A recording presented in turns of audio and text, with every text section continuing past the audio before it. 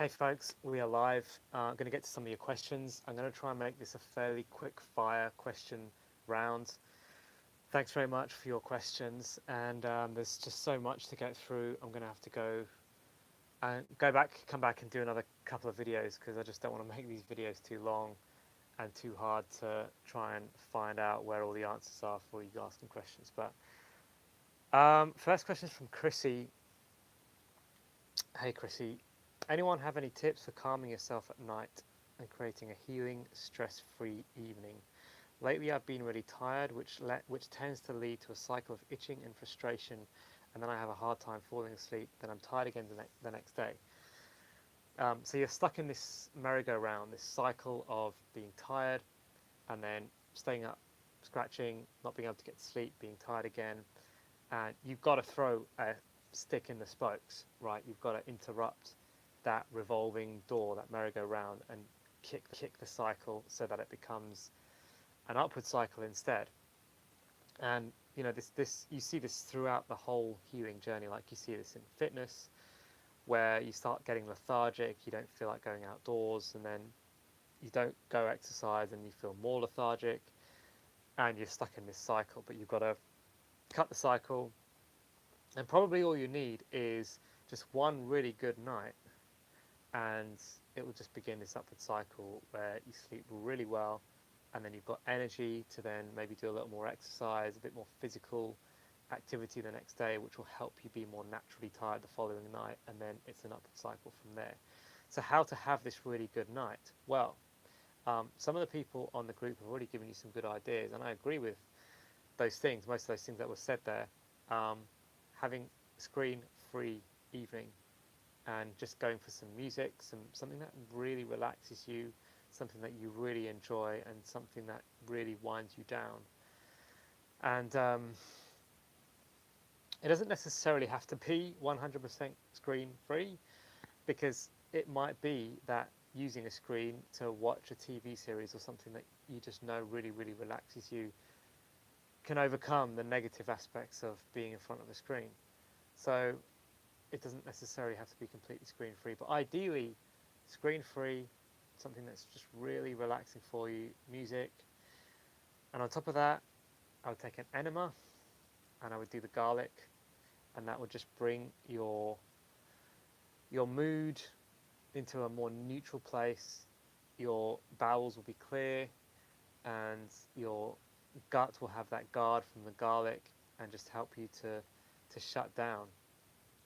So yeah, that would be my advice on how to get a spoke in the wheels, how to just turn this downward spiral, this kind of merry-go-round that you feel you're stuck in. You've got to kick the cycle, figure out relative to you what you need to do. It may also be that you're mentally tired and not physically tired enough.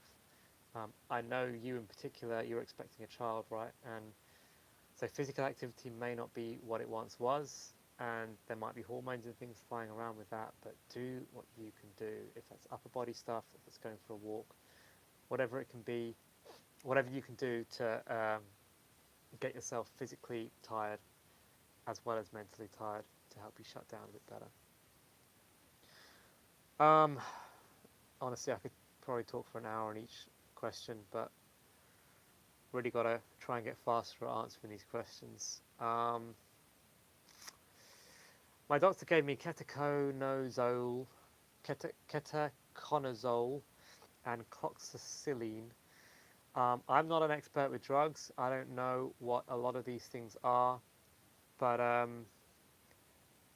don't think either of these I've ever used myself.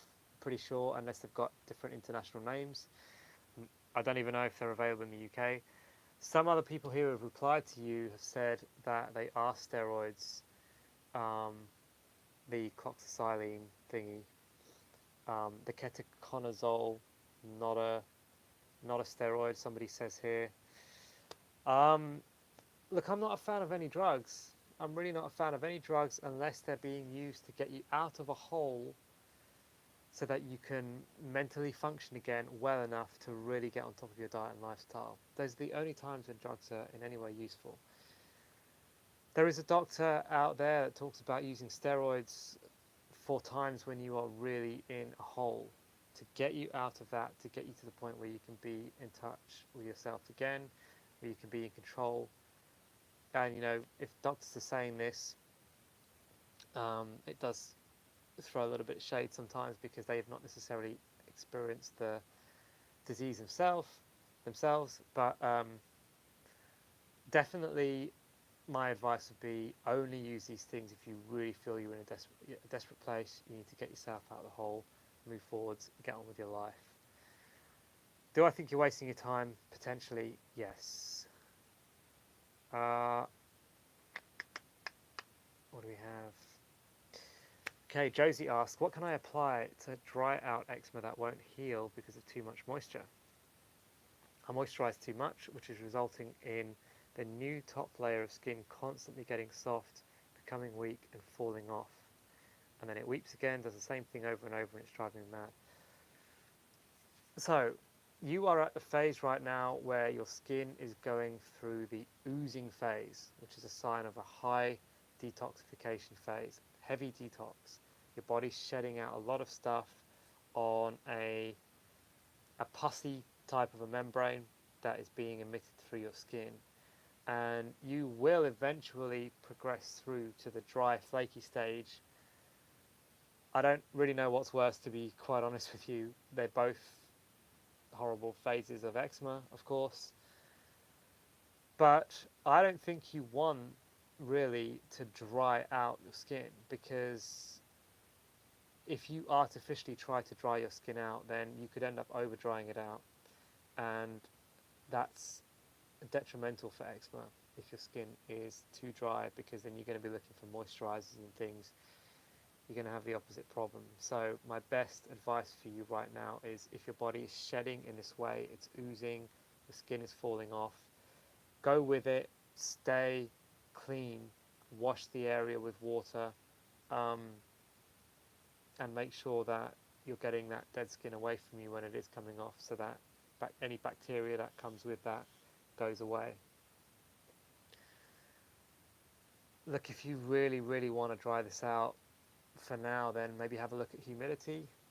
I don't know what climate you're in, Josie, but if you're in a particularly humid climate, then maybe using a little bit of the air conditioning might help that. But yeah, I'm not too sure what your climate is, and I don't know from what you said whether humidity is a factor for you or not. But in general, you've kind of got the opposite problem here to what most eczema sufferers go through.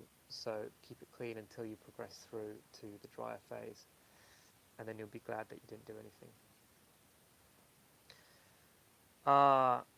Ramkishan asks, is taking moringa powder and spirulina a good idea?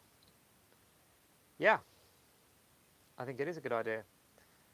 Both of those are very nutrient, mineral rich products. So go for it and let us know how you get on. The same person asks, is taking supplement for muscle mass like glutamine, creatine and protein powder safe while I have eczema? What are your goals? What do you want to achieve? Do you really want to get big, swole in the gym, or do you really want to heal your skin? I would recommend choosing which one of those is more important to you and giving it your all. If you really want to heal your body, heal your skin from the inside out, then make that your number one focus and go for it. Heal your skin and worry about the creatine supplements and protein supplements and all of that other stuff later on down the line, if you still want to go down that route, which I don't recommend in general, whether you have eczema or not. Right, sorry for name pronunciation on this one. Carly Tusi asks, is bread containing yeast causing the flare together with milk? I'm not 100% sure that I understand your question, but both bread and milk are things that, if you've got eczema and you're at the early phases of trying to reverse it, I would avoid. I would avoid both of those. I've got some email questions. I really need to get to these.